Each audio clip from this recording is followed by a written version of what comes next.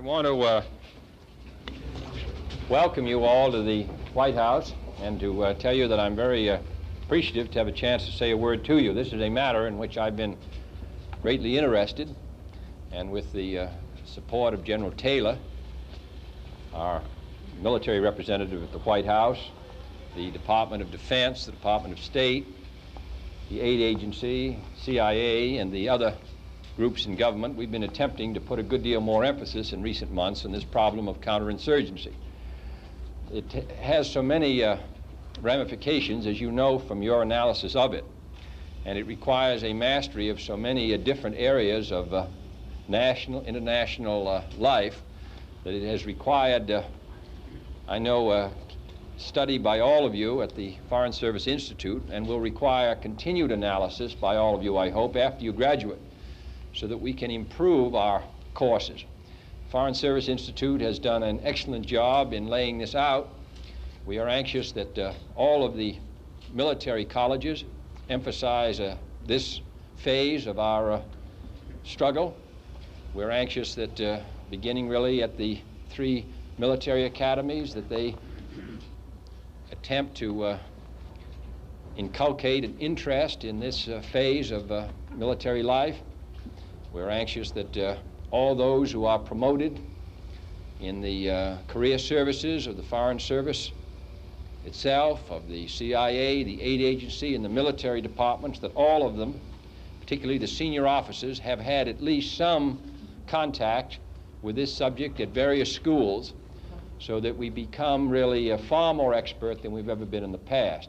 This most ancient form of warfare, going back as it has to its earliest beginnings, has become far more important than it's ever been in the past, and it's going to become more important in the future as the great weapons become more deadly, and as more and more nations possess them. There will be, of course, as has been very clearly pointed out by those who make themselves our adversaries, more and more emphasis on this kind of war, insurgency, guerrilla, and the other kinds of struggle, the so-called wars of liberation. So that as the thermonuclear weapons get higher and higher in their megatonnage, and as therefore becomes less, more and more reluctance to give a overt excuse, if that is a proper term, which I'm not sure it is, to use them. In fact, I'll rewrite that section and say there becomes less and less occasion to use them, then of course there'll be more and more emphasis on this kind of struggle. And this is not merely a military effort, but it also requires, as I've said, a broad knowledge of the whole development effort of a country, the whole technique of the national government to identify themselves with the aspirations of people. The problem, of course, that we face is that in so much of the world, the problems that the people face are so staggering, and there is no immediate answer to them. The United States does not have sufficient capital itself to make an immediate imprint.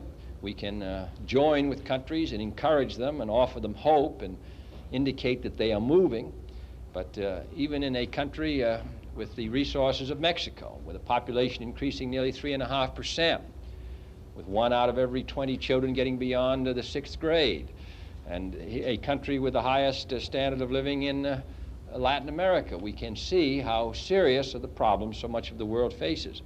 And therefore, this technique of the guerrilla, where you need only one guerrilla and it requires 15 or 20 troops to track him down, and where you have so much misery which can be exploited, offers a very effective weapon for the overthrow of legitimate governments. We sometimes take some encouragement in the fact that there are so many obvious evidences of a desire of people to be free and desire of people to maintain their anti-communist position. What we realize, and I'm sure you realize, is the technique of the communists which emphasizes organization, which requires comparatively few people, the people to be at the pressure point at the key moment. And when you realize the Castro experience, starting with such a small number of people, and what eventually came about, you cannot be satisfied to merely feel that 75 or 80 or 85% of the people are anti-communist. They work on a much more selective basis, and it will require the best we have. So I was anxious to have you come to the White House because we want to emphasize the necessity for the experience which you are going through, that it be shared by all people in the national government who have anything to do with this, our international relations. Every senior officer, as I say, in all the key departments must have a comparable experience to yours, have the knowledge that you have their attention focused on it. This is particularly true, in, as I say, in the key agencies, the military across the spectrum to the State Department and the agencies in between. They all must concentrate their energy on what is going to be one of the great factors in the struggle of the 60s. So you're particularly welcome at the White House as a men who've been among the first to take the particular courses that you've taken. I congratulate the Institute for its initiative, and we are going to attempt to encourage this kind of effort in every other college that, and school that we have which is involved with national security. So we wish you the best of success. I'm glad to see that your assignments are responsive to your training.